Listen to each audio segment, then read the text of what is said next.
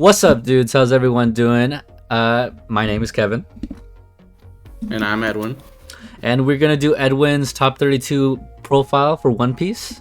Yeah, I went to the regional on Saturday, this past Saturday. Took Doflamingo because it's my favorite deck. And I got 31st place, ended up X2, and got the Altart Kuzan and Borsalino. Nice. If you guys are looking to buy from him, let him know. And start us off, Edwin, because I know nothing of One Piece, so you're gonna be doing some of the explaining here. Oh, don't worry. Well, my leader is Don Quixote Doflamingo. He's from set 1. His effect with 2 Dawn attached and paying 1 extra Dawn on attack, I can reveal the top card of my deck. And if it's a 4 cost or lower, 7 Warlords of the Sea, I can play it in rest mode. So it's a way to cheat out my 4 drops for 3 Dawn instead of paying 4. And it ups my tempo by just having body after body after body. And some might say, oh, you gotta be lucky, right? But you gotta look at the top card of your deck. Well, luckily, we have some cards that can rearrange the top 5. Or I like saying legal stacking. We have the 1-drop Perona. She's a 1 cost with 2 power. And on play, look at top 5, rearrange to the top or bottom.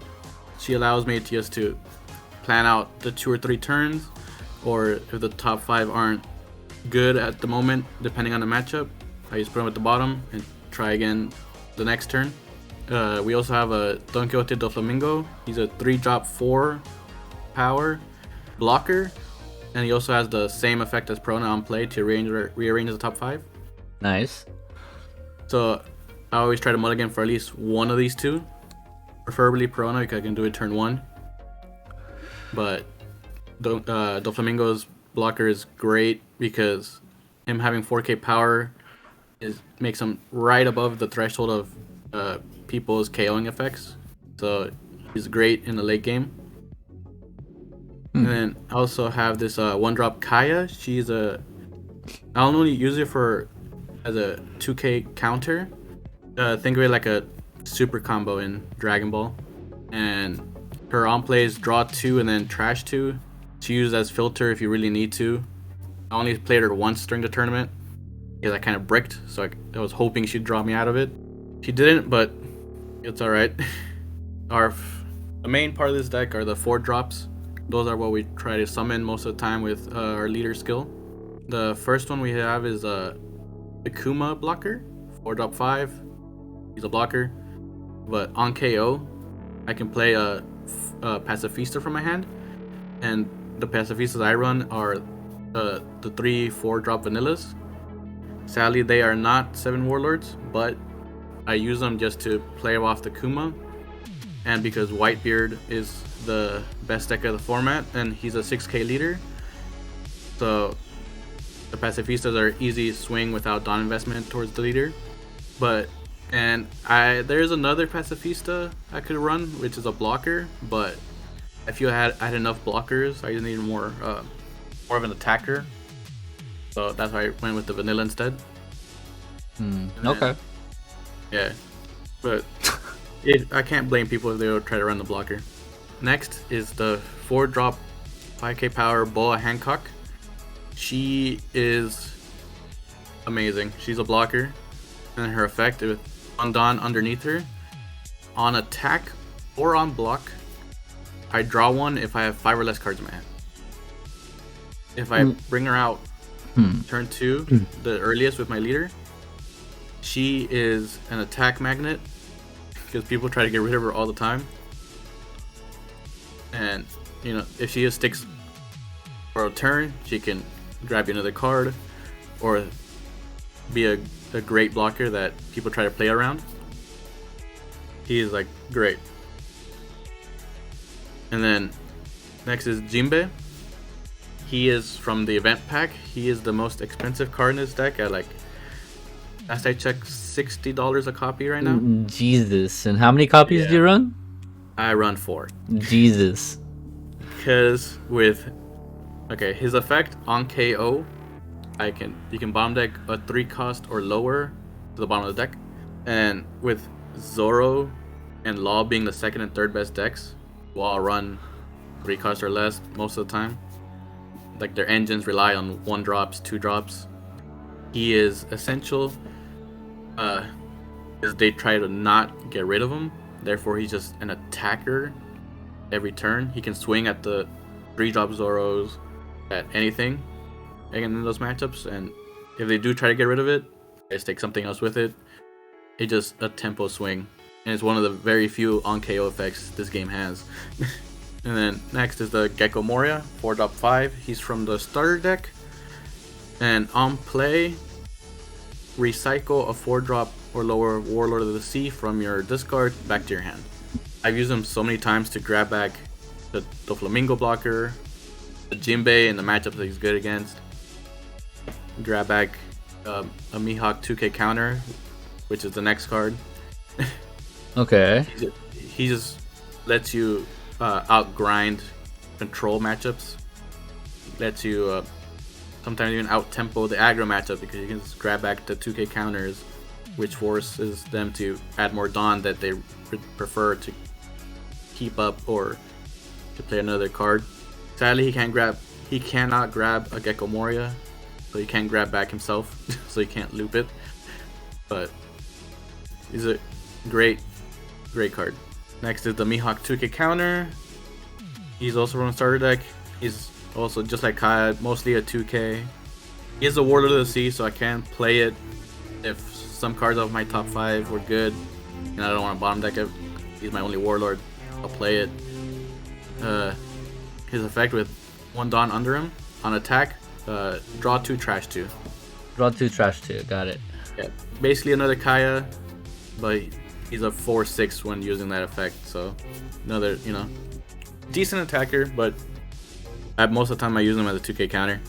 Then there's the 4-drop 6K Gecko Moria Vanilla. I see that. Why do you run that? He is a 7 Warlords of the Sea, so I can play it turn 2. Most of the time, when I look at my top 5, like turn 1, I try to stack it so I can play it the next turn. And usually, when they try to attack it, they have to invest 1 Dawn or 2, and then I would just out-combo it, lives. I can just swing at stuff the next turn. It's very hard for them to kill it unless they use their effects, and I'll take that exchange any day. Okay. Makes sense. And then 9-drop Mihawk is the best card in this deck. On play, bottom deck a 7 cost or less to the bottom of the deck. Although I wish, because he's a 9-drop with 9k power, that's usually low for that type of cost, because I believe the Whitebeard is a 9-drop 10k. Most high drops are like 10 plus power. Yeah. He's a 9 for 9, but he has one of the better effects. Although I cannot hit 8 drops, so 8-drop Kid scares me to death. 8-drop Katakuri scares me to death. Gotcha. And I noticed that you run 1 Gum Gum Rain. Why is that? This is a tech card that I've seen other Dofi players run, and before the event I was testing it out. It is great on your Mihawk turn, because you try to play Mihawk when you get to 9 Dawn, so you'll have no Dawn left to play your other your Love beams, which is like your defense, so you're vulnerable to attacks. So with Gum Gum Rain, I'll try to swing at you at 7, because that usually takes a 2K counter and another card. But with Gum Gum Rain, I just discard a card and gain +3. So it's effectively the same, but I can keep like a 2K counter, and I can pitch like another Mihawk that I know I won't be able to play, or any other card. Or like I can discard a Boa Hancock in my hand, and then next turn play Gecko Moria, grab the Boa Hancock, I discard it back. It just allows you to out combo cards, battles that you normally wouldn't be able to because you're tapped out. Hmm. It was solid. I only used it like twice throughout the tournament, but when I did, it was It came in clutch for the game. Yeah. Yeah, gotcha. And then the last two is Love Love Beam and 3000 Worlds. Love Beam. I have some fellow Dofi players in my locals. They were talking about cutting this card to like 2, maybe 1. Okay. I thought they were insane because for 2 Dawn counter, which is only on your defense step, plus 4k power, and then if you have 3 or less cards in your hand, draw 1. And you're able to stack your deck most of the time, right? You should know what's coming, what's not. And then you can also affect your stack knowing you're gonna use Love Beam. So you can stack like 2k counters back to back, because you know you get draw 1 for turn. And on the defense side, you'll Love, and then you'll have the next draw, and then your potential on play. And people will always respect the Love because you'll try to bluff it sometimes. You're like, cool, I did my plays. I have 2 Dawn open. Try to play around it. I did bluff it sometimes. Sometimes it worked, sometimes it didn't. But they swing like 8 at your 5-drop boa. That's at least 2k counters or 2k and 2 other 1k counters. You go Love, protect it, and you should draw 1 most of the time. There are some instances where you're like, I won't draw off Love, but if I protect it, I can threaten lethal next turn. Just plus 4 is just a lot. Therefore, I find the card amazing.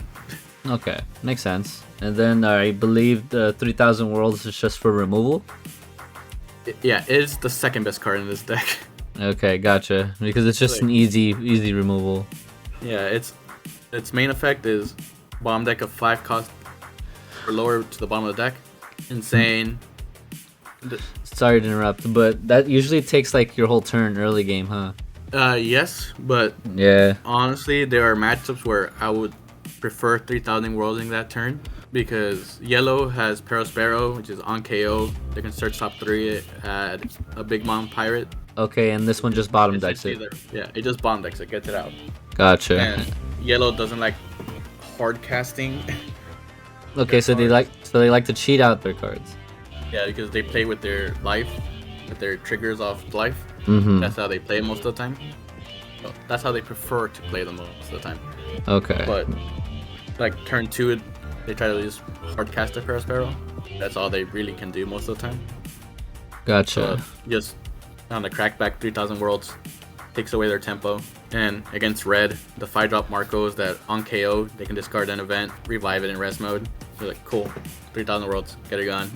Yeah, okay, gotcha. So it helps get rid of anything that basically has a trigger or just like recurrence. Yeah. Got it. And quick question. What did you end up losing to then? Okay. I'll go. I have it written down, my matchups. Okay. So round 1 was against Zoro. All right. I drew pretty decent. So, and he somewhat bricked, because he did grab his searches off the buggy, his Ezos, but he used the event Fire Fist 3 times on me, which they discard an event, they KO 5k power and 1 4k power, and they have lots of minus effects, so I can minus something else and then Fire Fist. So they cleared my board like 3 times, and I did not see my Mihawk. Ooh. Yeah, if I at least saw one of them, I could have controlled the tempo of the game. It was really back and forth, but me not seeing the Mihawks, him seeing 3 Fire Fist, I couldn't establish a board to take advantage of him somewhat bricking on his battle cards. But you know, live and learn, right? Yeah. And then round 2 was another Zoro. Here I did see my Mihawks. I took control of the tempo of the game, beat him very simply, really. Round 3 was against starter deck Big Mom, which is yellow. I'm really afraid of yellow because it's rough getting rid of their big drops. because I have no answer to their 10 drop Big Mom or their 8 drop Katakuri. I have to swing at them. Mm-hmm. But he saw only one 10 drop Big Mom, which helped. He saw it late in the game. It was very back and forth. And I narrowly ended up winning. I had to go swing at 9, 10, and 10. He was at 2 life. I have 3 swings. Luckily, he didn't have any triggers or trigger blockers from life or a Thunderbolt. So I kind of got lucky, but it was very close. Okay. And round 4 was Law. Most Dofi players say Law is a barely unwinnable matchup. I don't know what laws they're facing because I tend to have no trouble with Law. Just with all my swings, all my bomb decking I do. I try to deny them their board. Although this Law player, he didn't really see his Bonnie, so he couldn't search his 5-drop Laws. But just that shifted the tide. I really didn't have much trouble with it. And then round 5, I lost to Magellan, which is purple. I bricked. I ended up seeing all 4 of my Mihawks, which is normally very good in this matchup. But he saw 3 of his 5-cost Magellans back to back to back, which takes a Dawn away from me. So I couldn't play my Mihawks on turn. And I had 4 of them in my hand for like majority of the game, so I couldn't do much. And I didn't see my 3,000 worlds to bomb deck him, so I was just taking attack over attack. He kept taking Dawn away from me, so I couldn't play my bigger cards. It was very close at the end, but I just didn't have the stuff to beat it. Okay. And then round 6 was Katakuri. Another close matchup. Only saw one of his 10-drop Big Mom. And I ended up wasting a turn, putting all my Dawn on my 9-drop Mihawk to swing at it, because she's a 10-drop for 12. So like, swing 19 at it. It died, so it was great. And then he wasted another turn, going 15 at my Mihawk. Sadly, I only had 15k power, so like I just let it die. And so, but it was very close. I ended up having 2 life, which is very strange, but I'll take the win. Then the next 2 were also Zoros. Round 7 and 8 were Zoros. Again, I saw my Mihawk, saw my Jinbeis, my 3,000 worlds, but it was fairly simple. And last round, I knew I had to win to at least top 32, potential top 16 maybe. And then I see Green Kid across from me, and I kind of died inside. Oh, why is that?